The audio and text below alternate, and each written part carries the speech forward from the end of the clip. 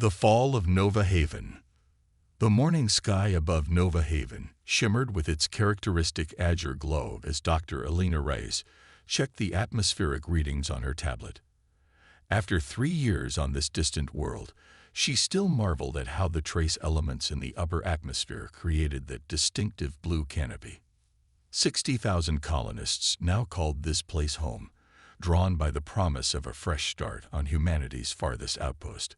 "Another perfect day in paradise," remarked Marcus Chen, the colony's chief of security, joining her on the observation deck.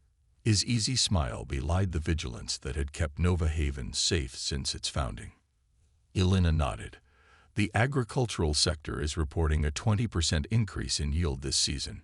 We might actually hit self-sufficiency ahead of schedule." "Better tell the council. They'll want to." Marcus stopped mid-sentence, his eyes fixed on something in the sky. "What is that?" Elena followed his gaze. At first, she saw nothing unusual in the blue expanse, then noticed a shimmer like heat rising from pavement. The distortion grew, spreading across the sky like ripples in a pond. Then the ripples parted, and ships emerged, dozens, then hundreds of them, materializing as if from nowhere. "Get to the command center," Marcus ordered, all pleasantries gone from his voice. "Now." The alarm klaxons began wailing across the colony before they'd even reached the central complex. Colonial Administrator Jenna Wright was already coordinating emergency protocols when they arrived. "Report," she demanded, her silver-streaked hair pulled back in a severe knot. "Unknown vessels, at least 300, replied the sensor operator, his fingers dancing across multiple screens. No response to hails. "They're deploying smaller craft. They're headed for the surface." Marcus grabbed a comm unit. "All security teams to defensive positions. This is not a drill. Civilian population to emergency shelters immediately." "What about the orbital defense platform?"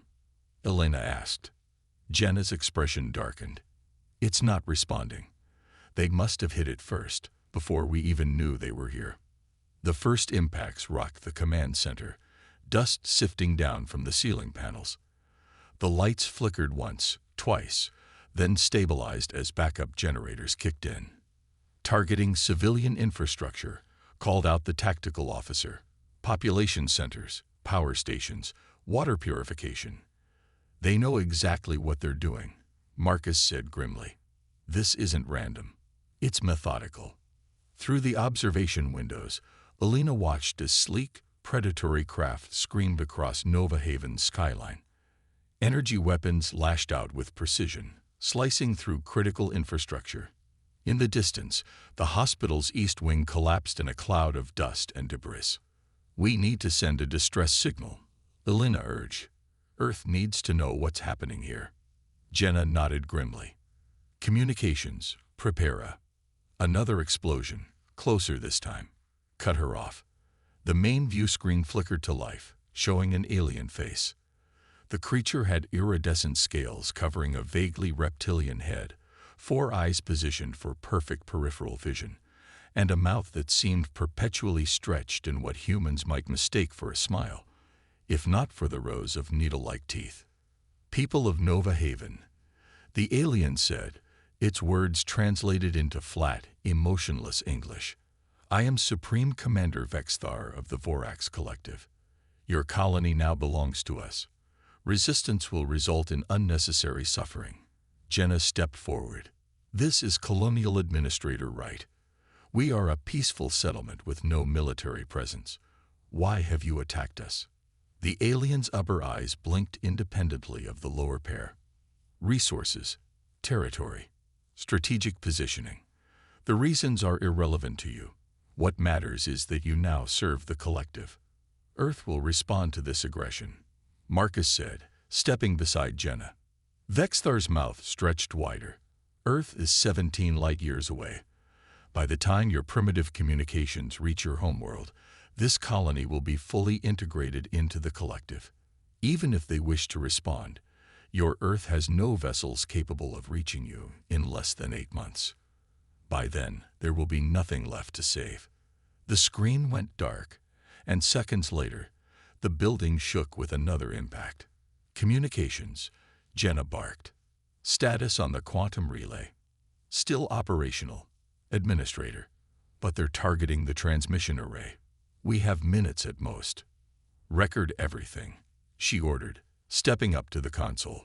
Full tactical data, visuals of the attack, and this message.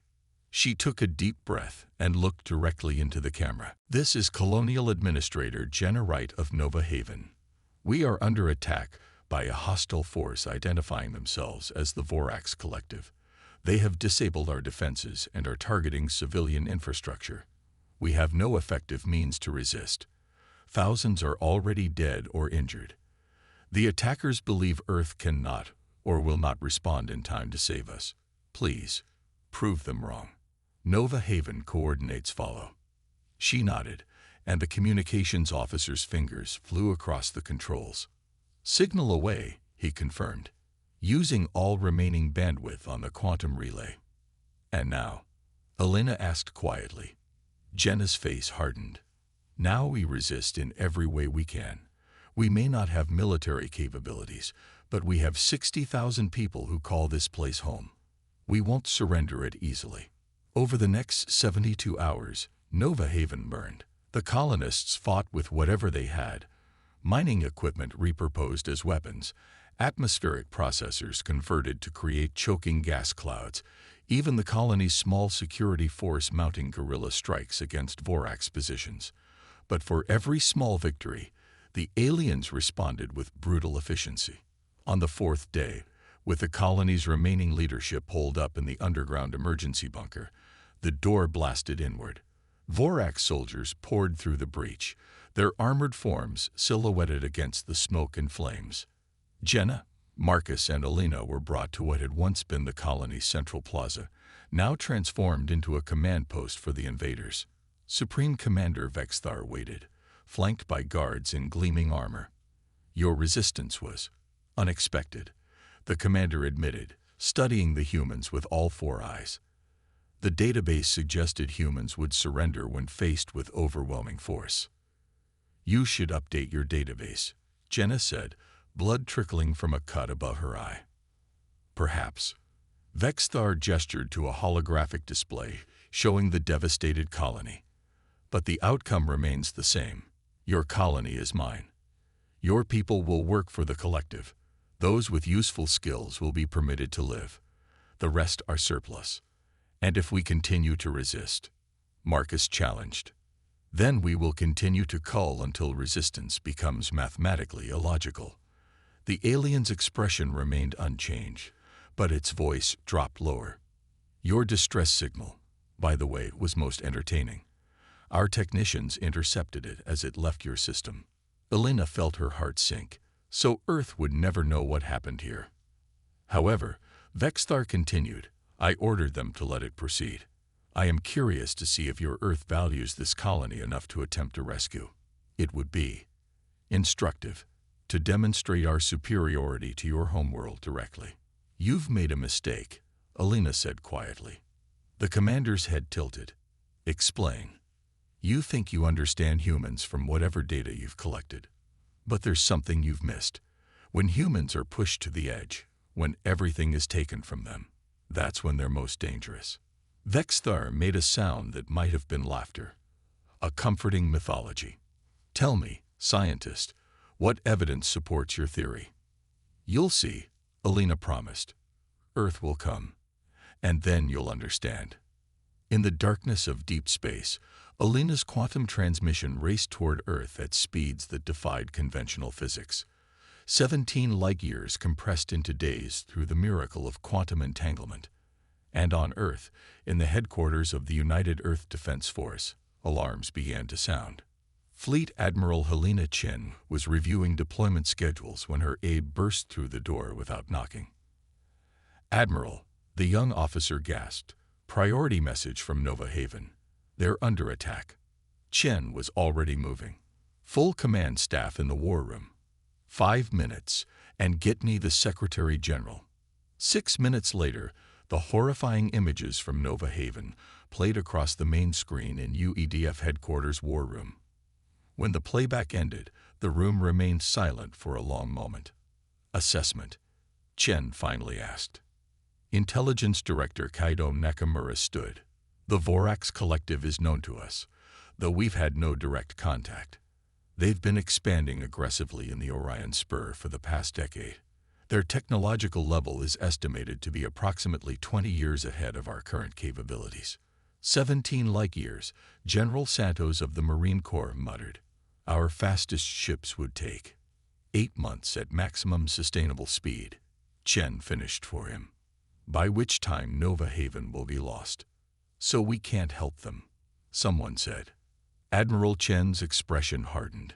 That is not an option. Nova Haven is an Earth colony with 60,000 citizens.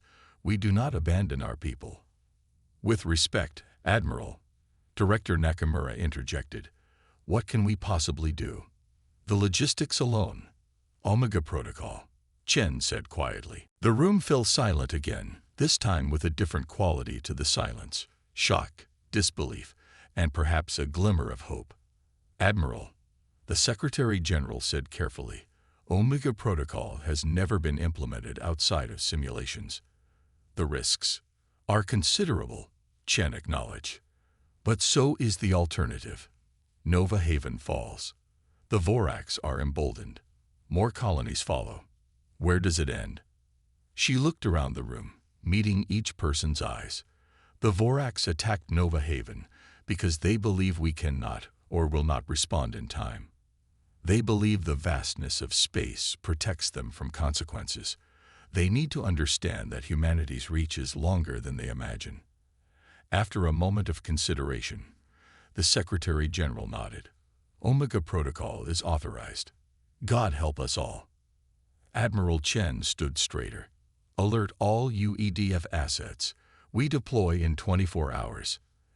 As the commands went out and humanity prepared for war, Supreme Commander Vexthart stood on what remained of Nova Haven's central plaza, watching the sun set on his new conquest, blissfully unaware of the storm that was gathering 17 light-years away. A storm called humanity, pushed to the edge, and about to show the galaxy exactly what that meant. Humanity unleashed. 20 days after the fall of Nova Haven, Supreme Commander Vexthar stood in what had once been Administrator Wright's office, surveying the progress of the occupation. The resistance had been crushed more efficiently than expected. The remaining colonists were being processed according to their skills. Engineers assigned to repair critical infrastructure, medical personnel treating the wounded Vorax soldiers, agricultural specialists maintaining food production. Status report. Vexthar demanded of Sub-Commander Krell, who stood rigidly at attention. Resistance has decreased by 78% since the public executions, Supreme Commander. The mining operations in the northern continent are ahead of schedule. We have begun dismantling the human communication systems for repurposing. Vexthar's upper eyes narrowed in satisfaction. And the human leaders, still in containment. They remain uncooperative. Their cooperation is irrelevant. Their presence serves as leverage against the population. Vexthar turned to the viewport, gazing at the transformed colony. Vorax architecture already dominated the skyline, angular and imposing. Any signal from Earth? Nothing, Supreme Commander. As predicted, they appear unwilling or unable to respond. Vexthar's mouth stretched in what passed for a smile among his kind. Prepare a message to the hierarchs. Inform them that Nova Haven will serve as our forward base for further expansion into human territory. Their colonies will fall one by one, too distant from each other for mutual support. By your command, Krell said, bowing deeply before departing. Alone, Vexthar reflected on the ease of this conquest. The database had indicated humans were adaptable and potentially dangerous, but their fractious nature and technological limitations made them vulnerable to the collective's superior tactics. The conquest of Nova Haven was merely the first step in a campaign that would eventually secure this entire sector for the Vorax. A sharp tone interrupted his thoughts. Krell's voice came through the communication system, uncharacteristically urgent. Supreme Commander, Our outermost sensor relays are detecting anomalies. Specify, Vexthar ordered, irritation coloring his tone. Unknown energy signatures at the edge of the system. Multiple points forming simultaneously. The pattern is, we have never seen anything like this. Interest piqued. Vexthar strode to the command center where Krell and the senior officers were gathered around the main tactical display. The screen showed the outer reaches of the Nova Haven system, where dozens of swirling vortices were appearing, like tears in the fabric of space itself. Magnify, Vexthar ordered. The image zoomed in on one of the vortices. Energy patterns spiraled inward, creating a tunnel-like structure that seemed to bend reality around it.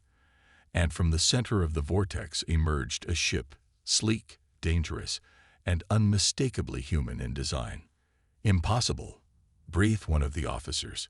Human vessels cannot traverse interstellar distances in silence. Vexthar commanded, watching as more ships emerged from the vortices. Not dozens, not hundreds, thousands. The tactical officer's voice shook as he reported, Supreme Commander, we are detecting over 3,000 vessels of varying configurations. Energy readings suggest weapons systems far beyond what our intelligence indicated humans possessed. A communication request flashed on the screen. After a moment of consideration, Vexthar nodded. Accept. The screen flickered, and a human woman appeared. She wore a dark uniform adorned with insignia that the Vorax database identified as belonging to the highest echelons of Earth's military command. This is Fleet Admiral Helena Chen of the United Earth Defense Force, she said, her voice level but carrying an unmistakable edge of steel. You are occupying a sovereign Earth colony and have committed acts of war against humanity. You will surrender immediately, withdraw all forces, and prepare to face judgment for your actions, or you will be destroyed. You have 1 hour to decide. The transmission ended before Vexthar could respond. Supreme Commander, Krell said, voice low, how did they arrive so quickly? Their fastest ships. Clearly, our intelligence was flawed. Vexthar snapped. Bring all defense systems to full readiness. Launch all fighter squadrons, and bring the human leaders to me. Now. 30 minutes later, Jenna Wright, Marcus Chen, and Alina Reyes were brought before Vexthar, their expressions changing from defiance to astonishment as they saw the tactical display showing thousands of Earth vessels holding position at the edge of the system. Explain this, Vexthar demanded. How has your Earth responded so quickly? Alina couldn't suppress a smile. I told you that you'd made a mistake, that you didn't understand humans. The Omega Protocol, Marcus said, recognition dawning on his face. They actually did it. What is this protocol? Vexthar demanded. Jenna straightened, her eyes hard. Something we developed after the Mars crisis 15 years ago. The theoretical technology considered too dangerous and resource-intensive for anything but the most extreme emergencies. You're talking about the Einstein-Hawking bridges, Alina said, almost reverently. Artificial wormholes, temporary tiers in space-time that allow for near-instantaneous travel between distant points. Vexthar's 4 eyes blinked rapidly in succession. That technology is theoretical. The energy requirements alone would be enormous. Alina finished for him. Yes, which is why it's only used when absolutely necessary. When someone threatens human lives on a massive scale. Her smile grew colder. When someone needs to learn a lesson about humanity. On the flagship Defiance, Admiral Chen watched the tactical display as the largest armada in human history maintained its position. The Einstein-Hawking bridges had worked perfectly, transporting the entire fleet across 17 light-years in an instant. The cost had been staggering. The energy consumption equivalent to Earth's entire global output for a month, but the message it sent was worth every jewel. Admiral, her XO reported, the Vorax fleet is mobilizing. Approximately 600 vessels moving to defensive positions. Chen nodded. And our ground teams. Strike teams Alpha through Echo are in position, cloaking technology engaged. They're ready to move on your order. Very well. Chen took a moment to consider what was at stake. Not just Nova Haven, but humanity's future among the stars. The Vorax had calculated that distance would protect them from consequences. They were about to learn otherwise. All vessels, this is Admiral Chen. Phase 1 begins now. Strike teams, you have green light. Primary targets only. Across Nova Haven, invisible until the moment they struck, elite human special forces teams materialized within key Vorax installations. Using technology that had been kept classified even from Earth's allies, they moved like ghosts through Vorax defenses, targeting command centers, weapon emplacements, and communication hubs. In orbit, the human fleet began a carefully choreographed dance. Smaller, faster vessels surged forward, while larger capital ships maintained a defensive screen. The Vorax responded with predictable tactics, massing their forces to counter the perceived main thrust, only to find the humans weren't there, having already shifted position using short-range Einstein-Hawking jumps. In the command center on Nova Haven, Vexthar watched in growing horror as reports flooded in. Critical installations falling silent. Defense systems failing. Ships appearing and disappearing in impossible patterns. How are they doing this? He demanded of no one in particular. Their technology should not be capable of. An explosion rocked the building. The lights flickered, then died, replaced by emergency illumination bathing everything in a blood-red glow. Supreme Commander, Krell reported, human forces have breached the perimeter. They're inside the command center. Vexthar turned to where the human leaders had been kept, only to find they were gone, spirited away in the chaos. Find them, he roared, and prepare my shuttle. We must. The door to the command center exploded inward. Through the smoke strode human soldiers in armor unlike anything the Vorax had encountered, reactive material that seemed to bend light around it, making them difficult to focus on directly. Their weapons hummed with energy that the Vorax sensors couldn't properly analyze. Leading them was a tall human male whose insignia identified him as a high-ranking officer. Supreme Commander Vexthar, he said, his voice amplified to carry across the room. I am Colonel David Reyes, United Earth Marine Corps. You are hereby taken into custody for crimes against humanity and violation of sovereign Earth territory. Vexthar's hand moved toward his sidearm, but before he could reach it, energy crackled around him, freezing him in place. Don't, Colonel Rice advised. That containment field will crush every bone in your body if you resist. In orbit above Nova Haven, the battle wasn't even close to fair. The human fleet moved with impossible precision, their weapons striking with devastating accuracy. Vorax ships, despite their technological advantages, found themselves outmaneuvered at every turn. Admiral Chen watched with grim satisfaction as the Vorax fleet was systematically dismantled. Status of Nova Haven, she asked. All primary targets secured, Admiral. Colonial leadership recovered safely. Vorax command structure has been neutralized. Chen nodded. Open a channel to all remaining Vorax vessels. The communication officer complied, and Chen spoke with the weight of all humanity behind her words. This is Admiral Helena Chen. Your ground forces have been neutralized. Your command structure is in our custody. You are outgunned and outmaneuvered. Surrender immediately or be destroyed. There will be no further warnings. One by one, the remaining Vorax ships powered down their weapons. The battle, if it could even be called that, was over. 3 days later, Nova Haven began the process of rebuilding. Earth vessels filled the sky, bringing supplies, medical assistance, and additional security forces.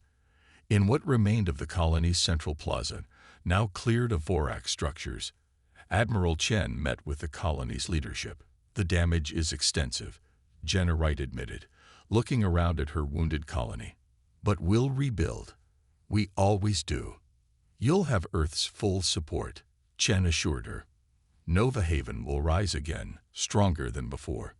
Marcus Chen gestured to where Vorax prisoners were being processed for transport back to Earth. What happens to them now? They'll stand trial for their actions, Admiral Chen replied. But more importantly, they'll serve as a message to any other species considering Earth or its colonies as easy targets. Elena Reyes, who had been examining a datapad with the latest survey of the damage, looked up. The Vorax attacked because they believed we were vulnerable. That distance made us weak. A common misconception, Chen said with a slight smile. One we've now corrected. In a secure holding facility aboard the Defiance, Colonel Reyes entered the cell where Supreme Commander Vexthar was being held. The Vorax leader looked diminished somehow, his once impressive presence reduced by defeat. Your collective made a fundamental error, Reyes said without preamble. You studied our technology, our military capabilities, our colonial defenses, but you failed to understand the most important thing about humans. Vexthar's upper eyes narrowed. And what is that, human? We adapt. We innovate. When faced with a problem, like how to cross 17 light-years in minutes instead of months, we find solutions. And when someone threatens our people, Reyes leaned closer. We will move heaven and earth, or in this case, space-time itself, to protect them. The Supreme Commander was silent for a long moment. The resources required for your response, the expenditure just to save one colony, was worth every bit. Reyes finished for him. That's what you fail to understand. To humans, distance isn't an insurmountable barrier. It's just another problem to solve. As the Defiance prepared to return to Earth with its Vorax prisoners, Admiral Chen stood on the bridge, watching Nova Haven recede on the view screen. The colony was battered but unbowed, already showing signs of recovery as Earth's support poured in. Admiral, her XO said quietly, intelligence reports that news of our response has spread through nearby sectors. 3 different species that were considering aggressive moves against our outer colonies have suddenly become interested in diplomatic relations. Chen allowed herself a small smile. Good. Sometimes the most effective deterrent is a demonstration. The Einstein-Hawking technology. The Joint Chiefs will want to know if we should maintain it as an active capability. Chen considered this. The technology was incredibly resource-intensive, potentially destabilizing to the fabric of space itself if overused. But the message it had sent was unmistakable. No human colony was beyond Earth's reach or protection. We'll maintain the capability, she decided, but classify everything about Nova Haven at the highest level. Let the galaxy wonder exactly how we did what we did. Sometimes, mystery is more powerful than knowledge. As she gave the order to return to Earth, this time via conventional drive, to conserve the precious Einstein-Hawking technology, Admiral Chen reflected on what this moment meant for humanity's future among the stars. The Vorax had believed that the vastness of space would shield them from consequences, that the limitations of physics would prevent Earth from protecting its distant children. They had learned what others would soon discover. When it came to humanity, distance was merely a challenge to overcome.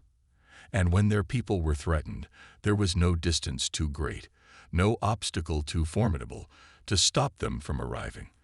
An armada of Earth's might, blocking out the stars themselves, bringing a reckoning that would echo across the galaxy for generations to come.